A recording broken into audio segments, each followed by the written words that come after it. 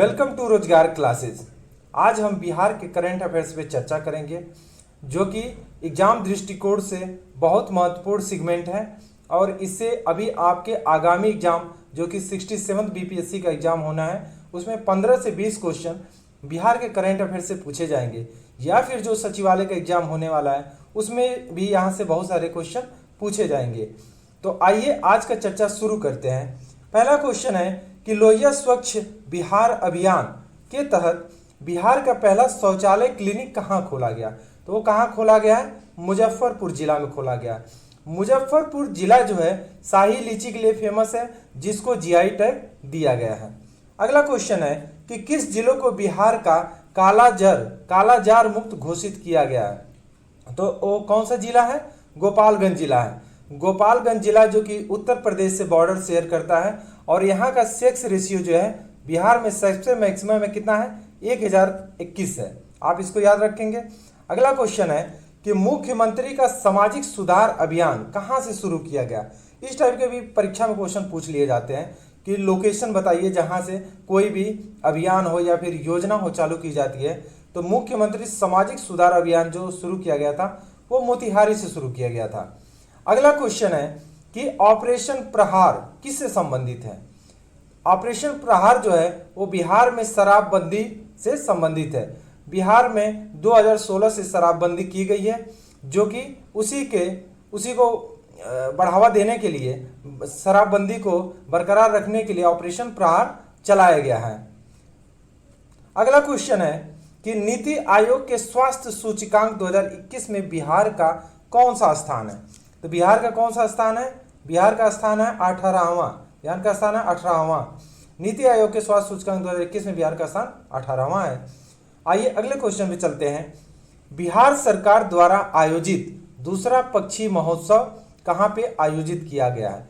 तो वो आयोजित किया गया है भागलपुर। भागलपुर फेमस है किसके लिए?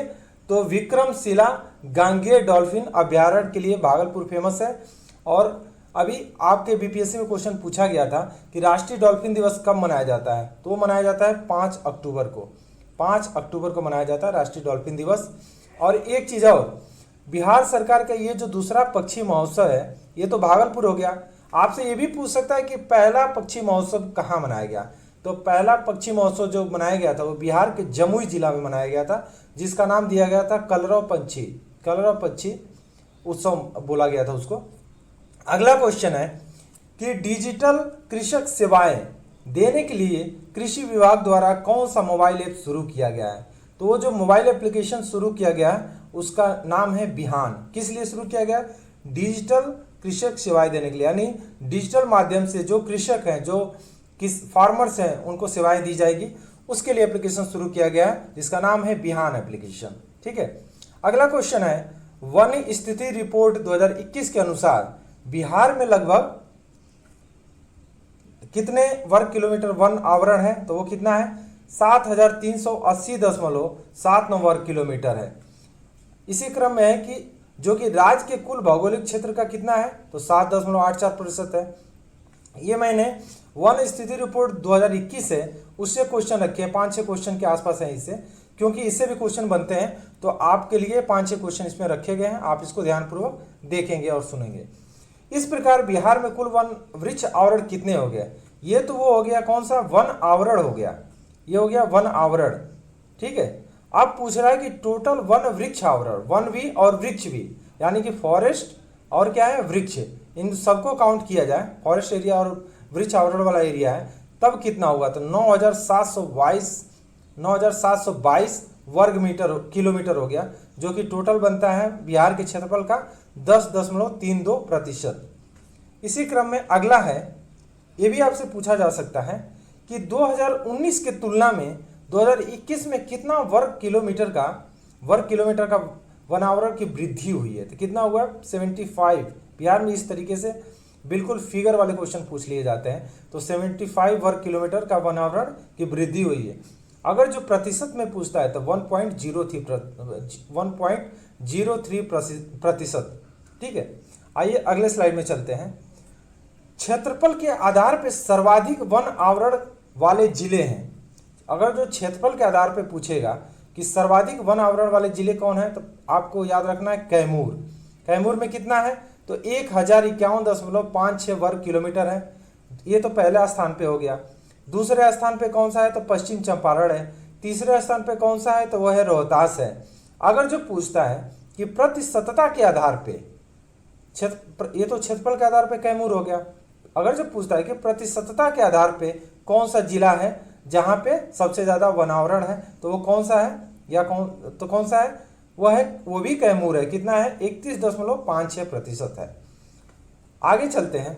अगर जो पूछेगा कि क्षेत्रफल के आधार पे सबसे कम, ये तो सर्वाधिक था ऊपर वाला, अब ये पूछ रहा है कि क्षेत्रफल के आधार पे सबसे कम वन आवरण वाला जिला कौन सा है, तो वो है शेखपुरा।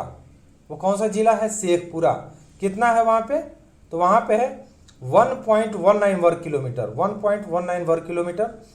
और अगर जो पूछता है कि प्रतिशतता के आधार पे कौन सा है, तो वो भी शेखपुरा है। तो आप याद रखेंगे कि अगर जो मैक्सिमम पूछता है सर्वाधिक, तो वो भी कैमूर था वर्ग किलोमीटर में, मतलब क्षेत्रफल के आधार पे, और प्रतिशत के मामले में भी मिनिमम पूछता है तो शेखपुरा है, तो वो भी क्षेत्रफल और प्रतिशत दोनों के बेसिस पे शेखपुरा ही है मिनिमम के मामले में। अगला क्वेश्चन है कि सर्वाधिक वन क्षेत्र में वृद्धि वाला जिला कौन सा है, तो वह है बांका। बांका कितना है, तो 16.21 वर्ग किलोमीटर है सर्वाधिक वन क्षेत्र वाला। अगला पूछेगा कि सबसे कम कहाँ वृद्धि हुआ क्षेत्र, वनों के क्षेत्र में सबसे कम वृद्धि कहाँ हुआ, तो वह है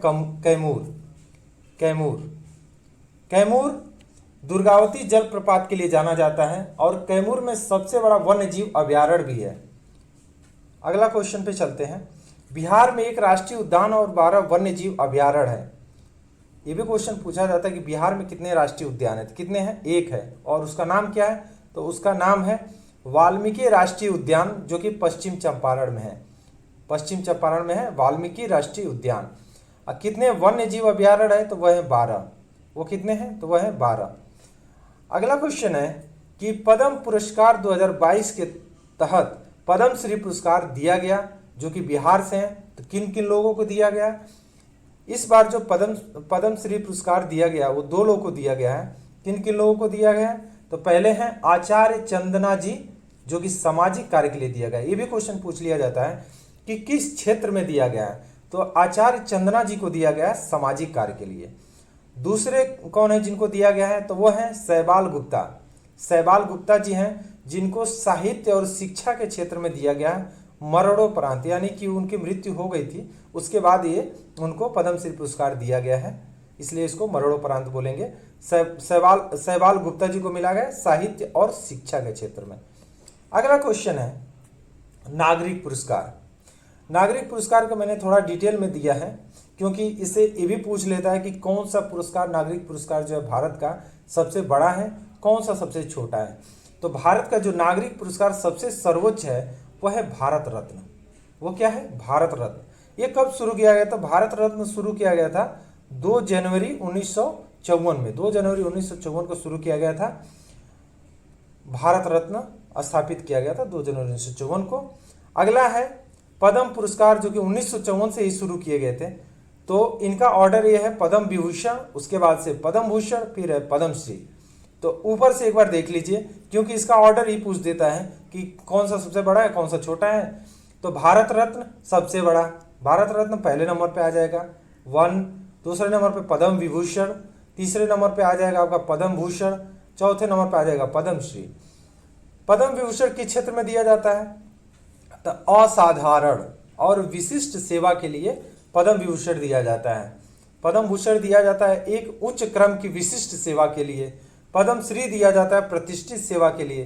तो आज के सेशन में हमने ये सारी चीज़ें डिस्कस की, और अगर जो आपको मेरा वीडियो अच्छा लगा हो तो आप शेयर कीजिए, सब्सक्राइब कीजिए